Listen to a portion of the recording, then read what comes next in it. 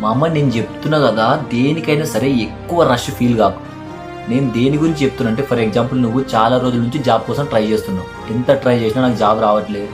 కంటిన్యూగా 90 days జిమ్కి వెళ్ళినా కూడా నాకు బాడీ రావట్లేదు. నేను కంటిన్యూగా వీడియోస్ అప్లోడ్ చేసినా కూడా రిజల్ట్స్ రావట్లేదు. ఇలా ఎక్కువ రష్ అవ్వకు. సింపుల్గా నీకు అర్థమయ్యేలా చెప్పాలంటే, even the delay trains also reach there destination. Late అయిన ట్రైన్స్ కూడా ఖచ్చితంగా వాటి డెస్టినేషన్కి రీచ్ అవుతాయి. నువ్వు చేయాల్సింది ఏంటి? పేషెన్స్గా ఉండాలి. బట్ పేషెన్స్ అంటే అది ఎలాగా? నువ్వు ఏం ఎఫర్ట్స్ పెట్టకుండా, వర్క్ చేయకుండా పేషెన్స్గా ఉండడం కాదు. నువ్వు పెట్టుకున్న సిద్ధాంతాన్ని, నీ గోల్ని నమ్ముకొని కంటిన్యూగా దాని మీద ఎఫర్ట్స్ పెడతావు. అప్పుడు పేషెన్స్గా ఉంటే ఖచ్చితంగా 100కి 100% నువ్వు అచీవ్ చేస్తావు. నీ డెస్టినేషన్ వస్తుంది. అంతేగాని 1 month 2 months ట్రై చేసి రిజల్ట్స్ రావట్లేదు, జాబ్ రావట్లేదు, బాడీ రావట్లేదు, ఇలా రష్ ఫీల్ కావు. ఎందుకంటే అది నీ మెంటల్ హెల్త్ని డిస్టర్బ్ చేస్తుంది, డీమోటివేట్ అవుతావు. నువ్వు తెలుసుకోవాల్సిన ఫ్యాక్ట్ ఏంటి?